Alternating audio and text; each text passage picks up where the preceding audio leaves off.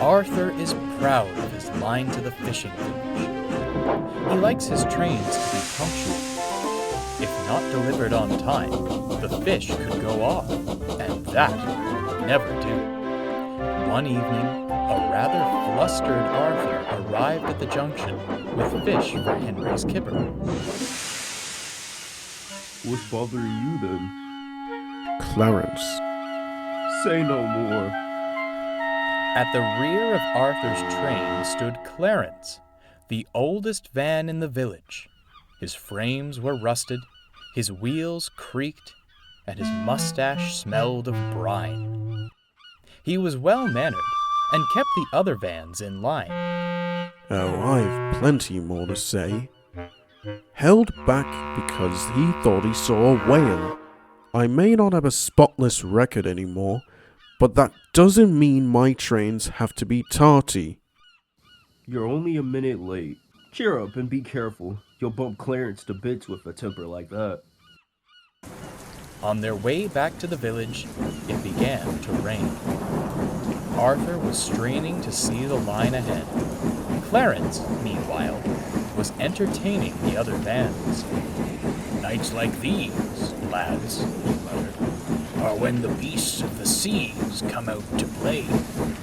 Many a sailor's had a near miss with great serpents that lurk beneath the waves. Crackpot Clarence! The vans giggled. Clarence took no notice. In a flash of lightning, he saw something out on the horizon. Arthur! Oi, Arthur! Something's out! For the last time, Clarence, there are no whales here. Now come on, before the weather worsens. Clarence subsided, but couldn't shake the feeling something wasn't right. By morning, the rains had lessened, but the sky was gray and dreary.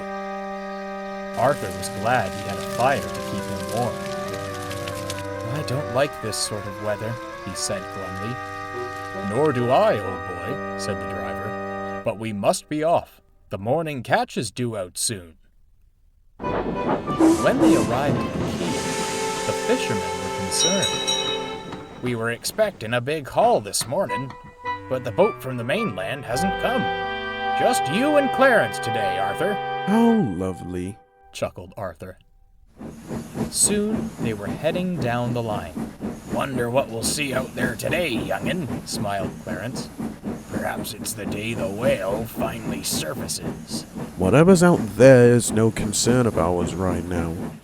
Our load may be small, but it must be on time. Suddenly, there was a great creaking and groaning. Clarence's brakes had slipped on. Arthur quickly came to a halt. Not now, Clarence. Look! Shrilled Clarence. Arthur gazed out across the water, and there, in the mist, was a large, dark mass. Arthur was surprised. It can't be a whale, can it? "No!" cried Clarence. "It's a ship!" Sure enough, the shape was the hull of an overturned ship, and stranded sailors were perched atop it. We must help them. They ran quickly to a signal box and raised the alarm. Arthur ran back to the fishing village as fast as he could. Soon, a cavalcade of fishermen had set off to recover the sailors. At last, they arrived back with the sailors in tow. "We were bringing your delivery of fish," said one, "when the storm rolled in. The waves capsized us before we could send a distress call. Thank you for helping us." "No trouble at all," replied Arthur's driver. "But we'd better hurry. What little fish we have will be a late delivery."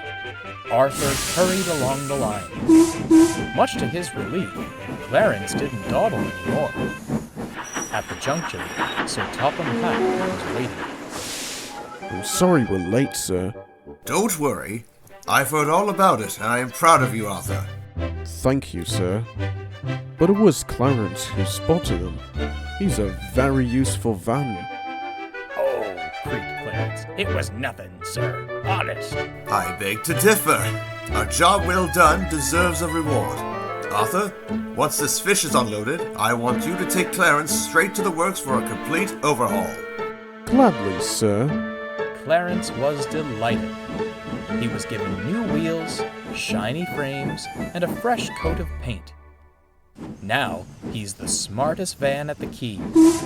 He still dawdles from time to time, but Arthur knows he's just keeping a watchful eye, even if he is mostly looking for creatures of the deep.